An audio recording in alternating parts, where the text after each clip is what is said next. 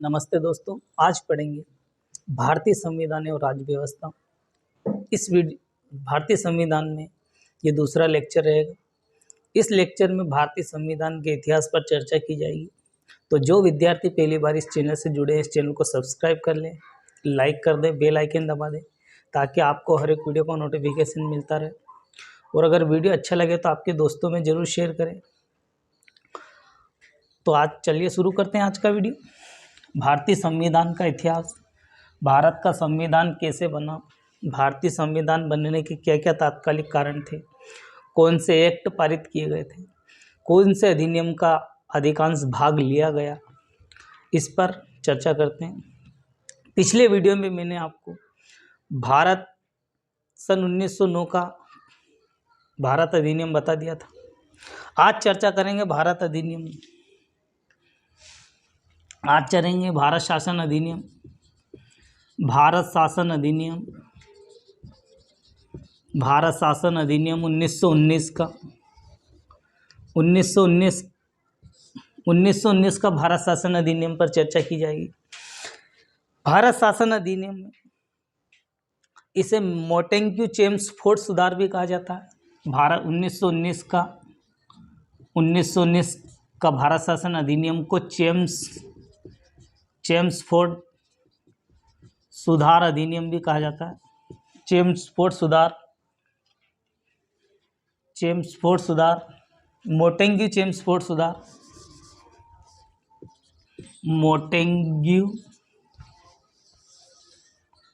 Montagu Chelmsford सुधार भी कहा जाता है।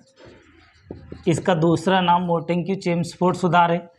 इसके अंतर्गत द्वि शासन व्यवस्था की प्रणाली थी। इस शासन के अंतर्गत द्विसदनीय शासन प्रणाली थी।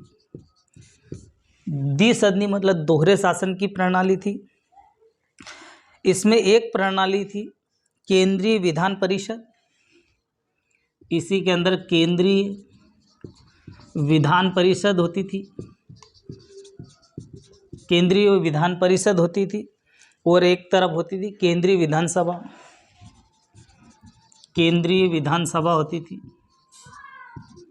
केंद्रीय विधानसभा होती थी। इसमें जो राज्य में रहती थी, केंद्र में केंद्र परिषद और राज्य में केंद्रीय विधानसभा। इसमें द्विसदनीय मंडल, इसे द्विसदनीय मंडल कहा गया। इसमें परिषदों की संख्या 60 थी। इसमें परिषदों की संख्या कितनी थी? परिषदों की संख्या कुल 60 थी और इनका कार्यकाल 5 वर्ष का था। कार्यकाल कितना था इनका? तो कार्यकाल 5 वर्ष का था। कार्यकाल 5 वर्ष का था। केंद्रीय विधानसभा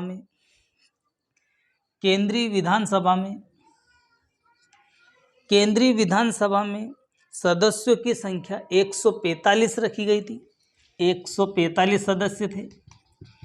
कुल सदस्य 145 थे। इसमें से 104 निर्वाचित थे। इसमें से 104 निर्वाचित सदस्य थे। 104 और 40 सदस्य जो बचे हुए हैं वो मनोनीत किए जाते थे। 40 सदस्य मनोनीत किए जाते थे। 145 सदस्य में 104 निर्वाचित होते थे और 40 मनोनीत सदस्य होते थे। इसका कार्यकाल 3 वर्ष का था। कार्यकाल 3 वर्ष का था। केंद्रीय विधान परिषद का कार्यकाल 5 वर्ष का था और इसका कार्यकाल 3 वर्ष का था केंद्रीय विधानसभा का। नेक्स्ट फैक्ट की बात करते हैं। इसमें जो चुनाव की आहिरता है, वो निवास के आधार पर और संपत्ति के आधार पर थी। तो यहाँ पर आहता है निवास के आधार पर थी। निवास के आधार पर या संपत्ति के आधार पर इसमें भाग ले सकते थे। नेक्स्ट फैक्ट की बात करते हैं इसी के अंतर्गत। द्विसदनी शासन व्यवस्था 1919 का भारत परिषद अधिनियम में, इसमें द्वैध शासन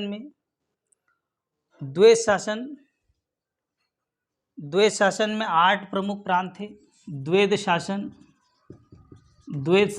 के 8 प्रांत थे, कुल 8 प्रांत थे। 8 प्रांतों में गवर्नर पद्धति के द्वारा इन्हें गवर्नर प्रांत कहा जाता था। प्रांत कहा जाता था। इन्हीं के अंतर्गत द्वैध शासन में गवर्नर प्रांत हुआ करते थे। और इन प्रांतों को 2 भागों में बांटा गया है। ये जो प्रांत, इनको 2 भागों में बांटा गया, आरक्षित विषय और हस्तांतरित विषय 2 भागों में बांटा गया। आरक्षित विषय और हस्तांतरित विषय में 2 भागों में बांटा गया था। और इनका जो लेन देन था, ये भू राजस्व वित्त के कानून के अंतर्गत आता था। भू राजस्व वित्त के अंतर्गत आता था। नेक्स्ट फैक्ट की बात करते हैं। सन 1919 के अधिनियम में प्रथम बार लोक सेवा आयोग का गठन किया गया। तो लोक सेवा आयोग का गठन कहाँ किया गया था? लोक सेवा आयोग बनाया गया 1919 में। लोक सेवा आयोग का गठन किया गया। वित्त समिति का गठन किया गया था। वित्त समिति बनाई गई थी। वित्त समिति का गठन किया गया था। और भाषा या आधार पर भारत के जो राज्य थे उनका पुनर्गठन किया गया था। भाषा या आधार पर पुनर्गठन की सिफारिश की गई थी।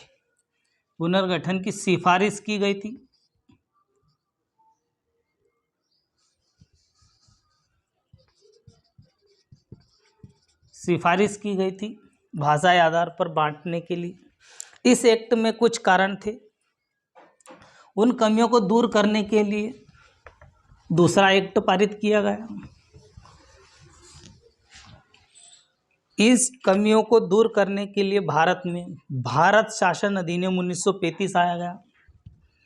तो 1935 का भारत शासन अधिनियम आया। भारत शासन अधिनियम 1935 का 50% हिस्सा भारतीय संविधान में 50% हिस्सा ले लिया गया। इसके अंतर्गत भारत शासन अधिनियम के अंतर्गत साइमन कमीशन ने रिपोर्ट पेश की। रिपोर्ट के आधार पर था। साइमन रिपोर्ट के आधार पर था। इसे 2 अक्टूबर 1935 में पारित किया गया था। 2 अक्टूबर 1935 में इसे पारित कर दिया गया था। इस एक्ट के अंतर्गत 1935 भारत शासन अधिनियम के अंतर्गत, इसके अंतर्गत अनुच्छेद की संख्या 321 थी। इसमें अनुच्छेद 321 थे। भाग 14 थे इसके अंतर्गत। और इसके अंतर्गत 10 अनुसूची शामिल थी। 10 अनुसूची शामिल थी, 14 भाग शामिल थे और 321 अनुच्छेद शामिल थे। भारत के संविधान का अधिकांश ढांचा इसी 1935 के अधिनियम से लिया गया। तो भारत का अधिकांश ढांचा इसी से लिया गया।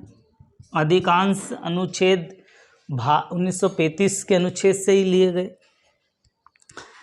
इसी एक्ट के अंतर्गत अखिल भारतीय संघ बनाने का अधिकार भी मिला, प्रावधान मिला। अखिल भारतीय संघ बनाने का अधिकार इसी के अंदर प्रावधान था। 1935 के एक्ट के अंतर्गत कोई भी व्यक्ति संघ बना सकता था। द्वैध शासन केंद्र में लागू किया गया। द्वैध शासन लागू किया गया, लागू कर दिया गया। और द्वैध शासन लागू करने के उपरांत मंत्रिमंडल का विस्तार हुआ। मंत्रिमंडल का विस्तार भी हुआ। मंत्रिमंडल का भी विस्तार हुआ इसी एक्ट के अंतर्गत। नेक्स्ट फैक्ट की बात करते हैं।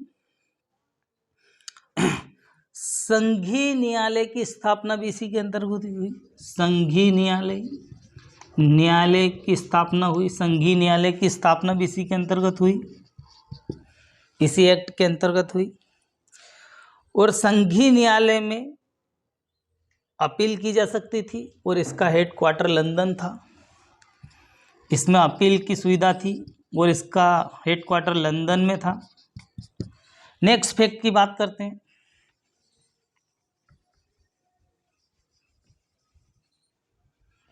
नेक्स्ट फैक्ट की बात करते हैं 1935 के अधिनियम में और क्या क्या हुआ।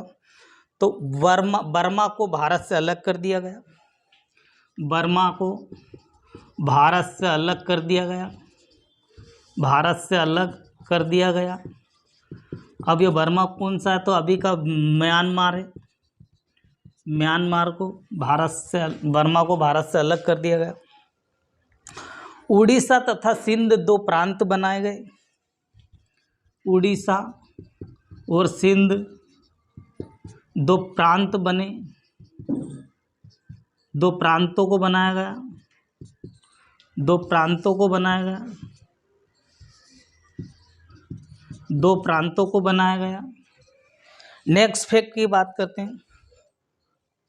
प्रधानमंत्री और मंत्री शब्द का प्रयोग पहली बार 1935 में ही हुआ। तो प्रधानमंत्री या मंत्री शब्द का उपयोग, मंत्री शब्दों का उपयोग पहली बार 1935 के अधिनियम में ही प्रयोग हुआ। शब्द बोले गए, प्रधानमंत्री शब्द जैसे मंत्री शब्द बोले गए, शब्दों का प्रयोग इसी के अंतर्गत हुआ। नेक्स्ट फैक्ट की बात करते हैं। 1935 के भारत शासन अधिनियम के अंतर्गत 3 सूचियां बनाई गई, जिसमें परिसंघ सूची,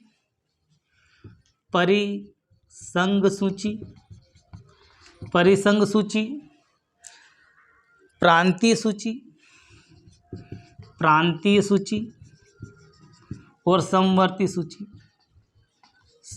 सूची बनाई गई। परिसंघ सूची, प्रांतीय सूची और समवर्ती सूची बनाई गई। भारत शासन अधिनियम 1935 के अंतर्गत भारतीय रिजर्व बैंक की स्थापना भी इसी के अंतर्गत हुई। तो भारतीय रिजर्व बैंक की स्थापना भी इसी के अंतर्गत हुई। भारतीय रिजर्व बैंक की स्थापना भी इसी के अंतर्गत हुई। और पहली बार मताधिकार का विस्तार हुआ। और मताधिकार का विस्तार भी जनसंख्या के आधार पर हुआ। मताधिकार का प्रयोग हुआ, मताधिकार का विस्तार किया गया, मतलब वोट डालने का अधिकार पर विस्तार पर चर्चा की गई और वो भी जनसंख्या के आधार पर की गई। जनसंख्या का आधार बनाया गया। नेक्स्ट फैक्ट की बात करते हैं। 1935 के भारत शासन अधिनियम के उपरांत भारत और पाकिस्तान का विभाजन हो गया, बंटवारा हो गया। तो भारत शासन भारतीय स्वतंत्रता अधिनियम 1947 पारित किया गया। 1947 भारतीय